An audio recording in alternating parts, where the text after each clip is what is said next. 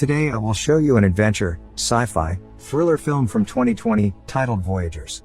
Spoilers ahead. Watch out and take care. The Earth is dying. Scientists look for a new planet able to sustain human life and find it in the year 2063. The planet is seen on screen, while a woman explains that it is a planet humans can colonize. She continues, saying that a scouting mission to the planet should be sent. Since the voyage there will take 86 years, the crew of the mission will reproduce on the ship, making the third generation on board the one to reach the planet. The crew is genetically engineered on Earth by combining the genes of leading scientists. A man is seen talking about the reasoning behind this plan, justifying why the crew will be specifically engineered to man the mission, consisting of children raised and trained solely for its purpose. The next step is assessing when they'll be ready to go. The younger the crew is, the longer the resources can be preserved. But, the man, Richard, is worried that they might not be fully equipped to deal with the complexity of space travel on their own. Later, Richard is seen entering a facility where the child crew is being raised and he gets into full protective gear. He enters the rooms where they live and when they see him they all rejoice. Richard monitors where they are in their education, and then tucks Christopher, Sella and Zach into bed. Zach tells him that he's afraid, but Richard comforts him by telling him that he's safe. The next day, Richard is talking to a woman in charge of the mission. He tells her that he should go with the children, to raise and protect them. Richard's addition to the mission would also mean that it will be able to launch in 4 years, instead of 7. Next, the mission launches with Richard on the helm. The shuttle docks with Humanitas, the ship for the mission. They all go inside and find their quarters. Richard takes one last look of Earth. 10 years later, the children are already adults, as they can be seen waking and getting ready to start their days on the ship. The first lesson covers the fertilization for the second generation, which will begin in the 24th year of their lives. The crew goes about their day like robots. They're seen drinking a blue liquid. Christopher and Zach are listening to classical music. Sella walks through the ship and looks out at the space around them. Later, she talks to Richard, saying that the lives of the crew are unimportant. Trying to comfort her, he shows her pictures of his grandparents, telling her that providing for the future is very important. That night, Christopher can't sleep. He listens to the sounds of the ship. The next day, Richard and Christopher are in the hydroponics bay checking the state of the plants, when a message about toxicity in the water appears on Christopher's screen. He asks Richard about it, thinking it's some kind of chemical that isn't being processed from their urine, but Richard dismisses his concerns. He's skeptical about it. So, later, he asks Zach about the ingredient T56J. They wonder why the information is unavailable. During the night, the two of them go back to figure out what it is. Christopher bypasses the firewall and is able to find the information. The chemical ingredient is found in the blue liquid they drink. Zach thinks it was a digestion aid, but they figure out that it has other effects on their personality. It makes them dull and docile, decreasing their desires and pleasure responses. They're being drugged and pacified, so they don't reproduce naturally and overpopulate the ship. The two of them stop drinking the blue liquid. Later, they share the information with Kai and Julie, along with the information about a hidden compartment on the ship. Later, Christopher is in a session with Richard. He says he knows that he's been lying to them, but only mentions the unmarked compartment, Pod 23. Richard tells him that the mission must have lied to them for a reason, that the pod might be for the third generation. After the session, Richard sends a message back to Earth asking if he could share everything with the crew and be honest with them, so they don't lose faith in him. The message will take time to get there. The next day, while standing in line next to Sella, Christopher has a fantasy about her. They eat lunch and he keeps looking at her, but Zach approaches her telling her that she's changed. Richard comes in and tells him not to grab her, as per the rules. In the gym, Christopher and Zach are seen fighting and taking it a bit too far. The others don't understand what's happening. The two of them start feeling the effects of not taking the drug. They hear the ship noises and go to an observation room where they see one of their fellow crew members. The three of them talk about what it might be, so he tells them that he thinks it might be some kind of alien life form. Sella and Richard are in his office and he shows her dried plants from Earth. Zach and Christopher hear them talking and approach the room. Zach sees Richard touching Sella's shoulder and gets jealous. They lose contact with Earth and Richard informs them that their transmitter needs to be fixed. Zach will come with him, while the others continue with their roles. The preparations are underway as Zach sees Sella and approaches her again. She tells him about the suit he'll be wearing and he starts touching her inappropriately. Richard runs in and gets him off of her. He asks Zach what's happening, but he runs away. Looking for him, Richard sees Phoebe on the way and she tells him that he stopped taking the blue. Next, He runs into Christopher and finds out that he stopped taking the drug as well. They argue, but Richard tells him that the drug was implemented to stop precisely the type of behavior witnessed in Zach. He asks Christopher to help him fix the transmitter, so that when it's online he'll back him up when he voices his objections to mission control. All of the other crew members are on their positions in the ship, while prep for the spacewalk is underway. Zach enters the systems room. Richard and Christopher go outside the ship. Christopher is experiencing sensations he hasn't felt before, so Richard keeps an eye on him. Richard repairs one of the transmitter parts, then goes over to the second one. Inside the ship, the noises from the ship can be heard again, and the crew is getting restless. They check to see if anything else is outside, and suddenly something appears on the screen next to Richard and Christopher. It hurts Richard, hurling him away from the ship. The ship has some kind of malfunction as well. No one knows what has happened. There is a fire in the systems room. Christopher brings Richard inside and they take him to medical. All kinds of errors appear on the ship, from navigation to communication. The medical team and Sella are trying to resuscitate Richard, but it doesn't work. Sella is the chief medical officer and pronounces him dead. Later, the crew has a meeting, where they speak about what has happened. They mention the creaking sound. One of the crew members says he saw something on the monitor when it happened, that looked like a force jumping into Richard, like it was something alien. Phoebe starts crying. Christopher comforts them, saying that if they keep it together they'll be alright. The systems reboot and the crew is checking the surveillance archive, but all of the footage has been deleted by the fire in the systems room. They need to choose a new chief officer. Zach says that he should be chief. But the others say that they need an election. All of them vote and place Christopher as chief officer. Zach is jealous, but congratulates him regardless.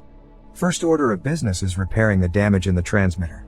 He gets the entire crew working on the other repairs on the ship caused by the fire. The surveillance system is the last thing on the repair list, so they can see what happened to Richard. They hope the drives are intact. Sella goes to his office and looks through his pictures and videos, when Christopher arrives at the door. She tells him that she is supposed to destroy his personal archive, even though she doesn't want to do it. She shows him Richard's photographs and they talk about the importance of parents. He asks why Richard told her about his life, thinking that they might have been more than friends, but she explains that he was just feeling alone.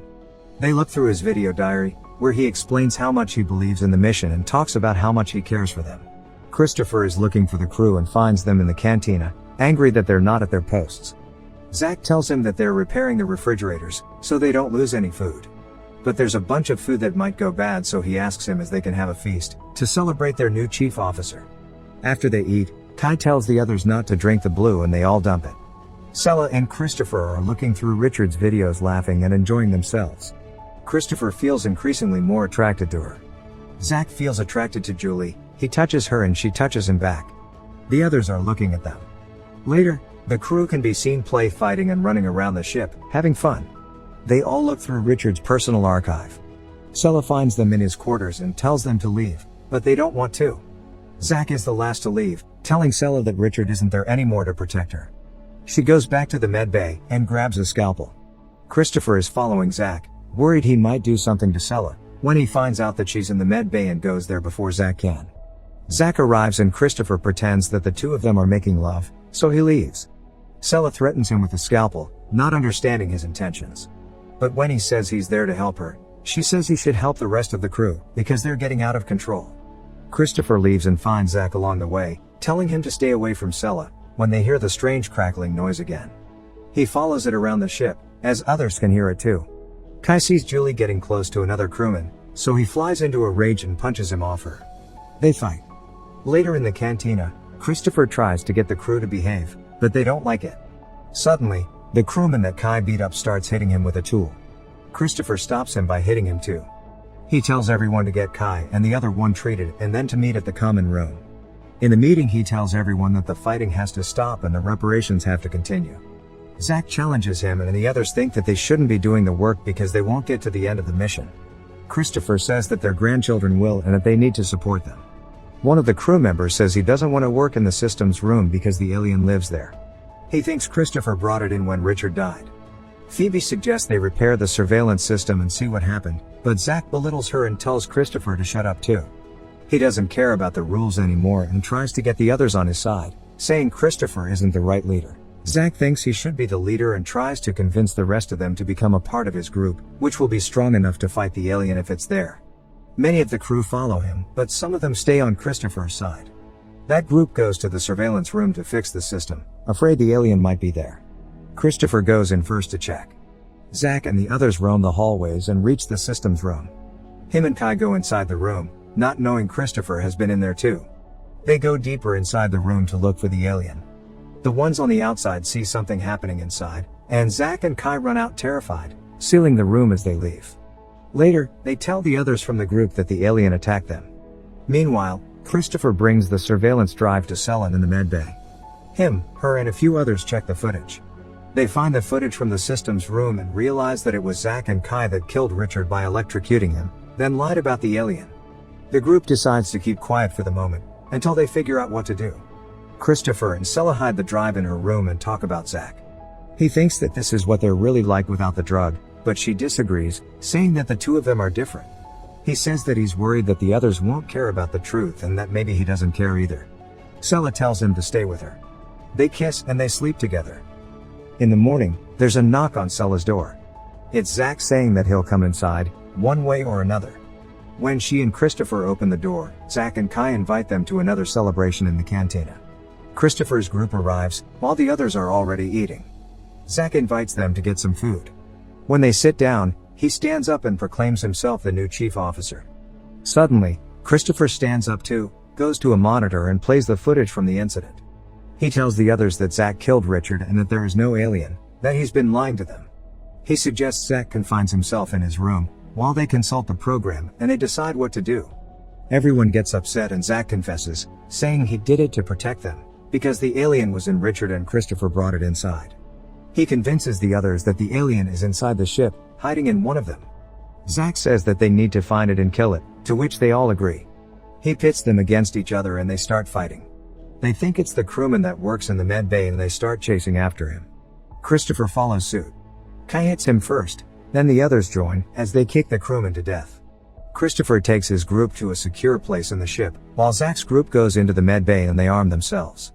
Christopher's group tries to figure out what to do and some of them want to give up, saying they can't do anything in the moment. They think they should join Zack's group and try to detain him later, because his group has weapons and they don't. Sela realizes that Christopher knows about the weapons hidden on the ship in the secret compartment. Christopher goes to find it by himself. He opens a compartment and crawls inside, searching for it. When he finally finds it, he can't open it and an alarm starts blaring, which Julie and another crewman hear. They hear him inside the compartments too and tell Zack about it. Christopher gets out to get some tools to open the compartment, but when he comes back, the other group is already taking the compartments apart. They open the secret compartment and find the weapons. Kai thinks they're meant for the third generation, but Zack says they are for them. Two people from Christopher's group want to join Zack and the others. Zack asks where the rest are hiding. Sela, Phoebe and Christopher devise a plan how to get close to Zack. He suggests that he should kill him, but Phoebe doesn't like it. Sela watches them on the monitor and sees that they're moving, coming after them. They cut their power and arrive at the room. Sela tells her group not to resist, as the others storm the room and grab them. Sela stops them, as they are dragging Christopher away, and asks to talk privately to Zack. She says she wants to be with him and join his group, as she walks up to him. But he rejects her, laughing at her when Phoebe appears asking if they've all gone crazy. She says they can decide not to act the way they have. But they all tell her to shut up. Suddenly Kai kills her to the shock of everyone, including Zack. But he turns it around and goes after Christopher. He and Sela escape, but the others hunt for them throughout the ship. They hide in a vent, but the others quickly find which one it is. Zack shoots inside, as Julie tells him to be careful, because he's destroying their food supply. He sends one of his men after them to see if he got them, but they escape again. Suddenly, someone shoots at them, so they start looking for weapons. Christopher finds a fire extinguisher and as Kai comes inside the med bay, they incapacitate him and accidentally kill him. Zack finds them fast and shoots after them as they run away. They get into an airlock and Christopher tells Sela to get into a spacesuit. He covers the window of the airlock. When Zack reaches it, he shoots without hesitation. Suddenly he's sucked inside, because the hatch to the outside has been opened. He grabs Sela and goes to close the hatch, fighting with her and eventually stabbing her with a knife. Christopher pushes him outside the hatch, but as they fight, ends up sucked out in space himself. Before Zack can close the hatch, Sela kicks him out of it. She searches for Christopher, waiting for him to come back and suddenly sees him grabbing onto the ship. The two of them come back inside and tell the others that Zack is gone. They put down their weapons. Sometime later, all of the crew is having lunch in the cantina. Sela asks Christopher how they can make sure something like that doesn't happen again. They listen to some of Richard's recordings again, in which he says that no matter what bad happens on the mission, the ones that prevail are proof that humans are worth saving. The crew votes for a new chief again and they choose Sela. She records a diary in which she says that they will vote for everything from that moment on and that they will still not go back to the blue. The crew continues repairing the ship and work together in peace as time goes by. Sela can be seen pregnant and the baby is Christopher's. The baby is born. A few years later, it can be seen running on the ship and joining other children. Those children grow up on the ship, as the first generation grows old. 86 years since the start of the mission, the Humanitas can be seen floating in space and engaging its drive to land on the planet. The older generations and the younger ones look toward their new home on the alien planet. Make sure to subscribe and turn on notifications so you can watch more videos like this. Thanks for watching.